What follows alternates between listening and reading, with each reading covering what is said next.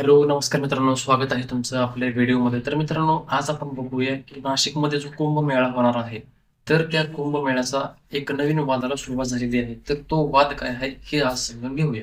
नाशिकमध्ये होणाऱ्या सिंहस्थ कुंभमेळ्याला, ज्याला नाशिक त्र्यंबकेश्वर कुंभमेळा म्हणून ओळखले जाते, मुख्य वाद सध्या पर्यावरणाशी निगडीत आहे.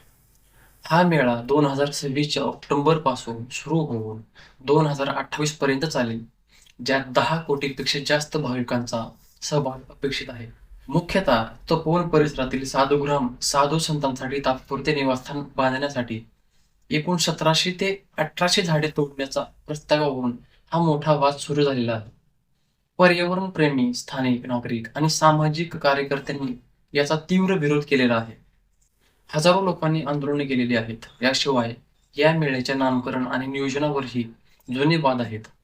झाडे तोडण्याचा वाद काय आहे? तर नाशिक महानगरपालिकेच्या ताब्यातील तपोवनमधील 54 एकर जमिनीवर साधूग्राम बांधण्यासाठी येणारे अंतर्गत रस्ते, जलाशय, शौचालये, वीज पुरवठा आणि इतर सुविधा उभारल्या जाणार आहेत. यासाठी एकूण 1670 झाडावर पिवळा चिन्हांकन केले गेलेले असून त्यापैकी 40% झाडे म्हणजे 1700 ते 1800 झाडे तोडली जाणार आहेत. ही झाडे प्रामुख्याने बोर, तामन आणि इतर प्राचीन वृक्ष आहेत, जे गोदावरी नदीच्या काठावर आहेत आणि पर्यावरणासाठी महत्त्वाचे आहेत. तर याचे विरोधाचे मुख्य कारण काय आहे? तर पर्यावरण प्रेमींचे म्हणणे आहे की पूर्वीच्या कुंभमेळ्यात जसे की प्रयागराजमध्ये, हरिद्वारमध्ये, नाशिकमध्ये कधीच झाडे तोडली गेलेली नाहीत. नाशिक सारख्या शहरात जागेची कमतरता असली तरी पर्यावरण रक्षणाला प्राधान्य द्यावे.